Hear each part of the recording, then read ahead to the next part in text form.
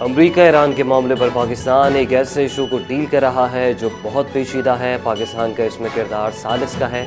Security ذرائع کا کہنا ہے، اعلیٰ سیکورٹی حکام کا کہنا تھا کہ ایران امریکہ معاہدے میں فیلڈ مارشل سید عاصم منیر کا ایک ہی انٹرسٹ ہے اور وہ ہے امن اور استحکام۔ دنیا کو آہستہ آہستہ اس کا ادراک ہو رہا ہے کہ پاکستان نے کیا کیا ہے۔ سیکورٹی حکام کے مطابق عظیم لڑائی وہ ہوتی ہے جہاں آپ بغیر لڑے جنگ جیتیں۔ نائب وزیر اعظم اسحاق ڈار اور چینی وزیر خارجہ کے درمیان ٹیلی فونک رابطہ۔ مفاہمتی یادداشت کا خیر مقدم کرتے ہوئے اسے خطے میں پائیدار امن اور استحکام کے فروغ کی جانب ایک اہم پیش رفت قرار دیا۔ چینی وزیر خارجہ نے ایران اور امریکہ کے درمیان مسلسل رابطوں کے لیے سازگار ماحول پیدا کرنے میں پاکستان کی فعال سفارتی کوششوں اور مصالحتی کردار کو سراہتے ہوئے کہا کہ پاکستان نے عالمی امن اور استحکام کے فروغ میں اہم کردار ادا کیا۔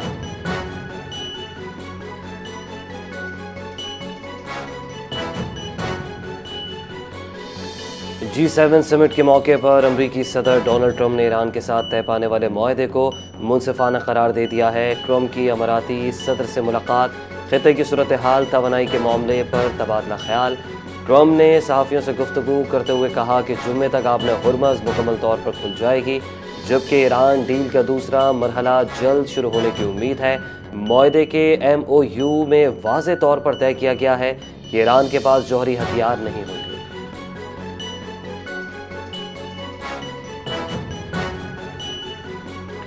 ایرانی وزیر خارجہ عباس عراقچی کا کہنا ہے کہ لبنان پر اسرائیلی حملہ اور قبضہ مفاہمتی یادداشت کی خلاف ورزی تصور ہوگا۔ ایرانی وزیر خارجہ نے ایک بیان میں کہا کہ لبنان میں جنگ کا خاتمہ ایران امریکہ ڈیل کا اہم حصہ ہے۔ مفاہمتی یادداشت میں ایک فریق امریکہ اور اسرائیل ہے، دوسرا فریق ایران اور حزب اللہ ہے۔ عباس عراقچی نے کہا کہ لبنان میں اسرائیلی حملہ کسی صورت قبول نہیں کریں گے۔ لبنان میں جنگ کا خاتمہ ایران امریکہ ڈیل کا اہم حصہ ہے۔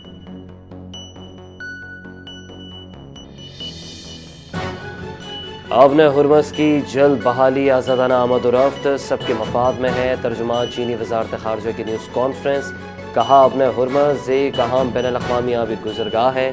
ایران امریکہ ڈیل میں آبِ ہرمز کو کھولنا بھی شامل ہے۔ ترجمان نے کہا کہ چین آبِ ہرمز سے متعلق بین الاقوامی برادری کے ساتھ رابطے برقرار رکھے گا۔ چین اپنے جہازوں کے تحفظ کے لیے ہر ممکن اقدامات بھی جاری رکھے گا۔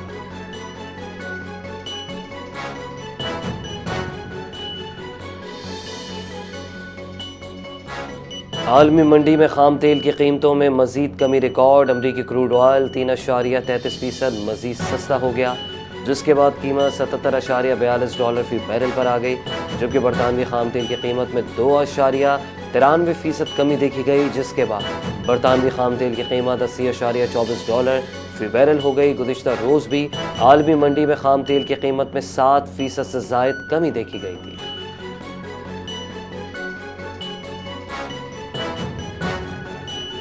گلگت بلتستان اسمبلی میں اہم پیش رفت، 9 منتخب آزاد اراکین اسمبلی نے استحکام پاکستان پارٹی کے صدر عبدالعلیم خان سے ملاقات کے بعد پارٹی میں شمولیت کا اعلان کر دیا۔ عبدالعلیم خان نے کہا کہ IPP میں شامل ہونے والوں کا خیر مقدم کرتے ہیں، GB کی ترقی خوشحالی کے لیے دن رات محنت کریں۔ IPP میں شامل ہونے والوں کا مرکزی صدر عبدالعلیم خان کی قیادت پر بھرپور اعتماد کا اظہار۔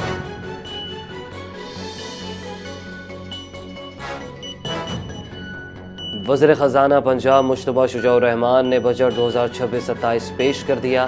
پنجاب حکومت نے ترقیاتی بجٹ 1450 ارب سے کم کر کے 752 ارب روپے کر دیا۔ 752 ارب روپے کی سالانہ ترقیاتی پروگرام میں 3560 کل پروجیکٹس شامل کرنے کی تجویز ہے۔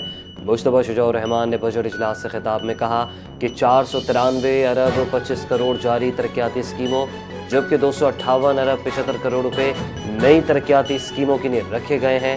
نواز شریف کینسر اسپتال لاہور کے لیے آئندہ مالی سال 20 ارب روپے رکھنے کی تجویز ہے۔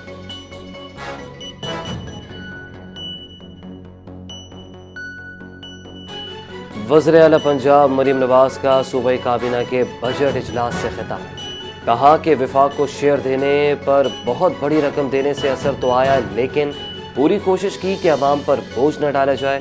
پوری کوشش کی کہ عوام پر کم سے کم بوجھ ڈالیں.